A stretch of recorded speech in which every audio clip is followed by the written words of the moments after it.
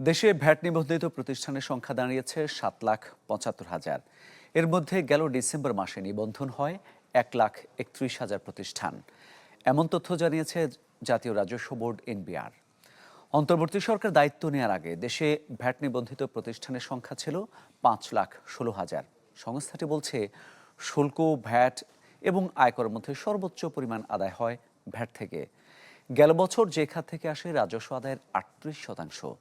ভ্যাটের আওতা বাড়াতে করা হয় আইন সংশোধন। ৫০ লাখ টাকার বেশি টার্ন ওভার হলে নিয়ে আসা হয় নিবন্ধনের আওতায়। RICL TMX, যুগের পর যুগ স্থাপনা থাকে মজবুত। আগে যা ছিল ৩ কোটি টাকা। এছাড়া ভ্যাট নিবন্ধন, সরকারি কোষাগারে অর্থ জমা, ভ্যাট রিটার্ন সহ নানা কার্যক্রম অনলাইনে চালু করা হয়।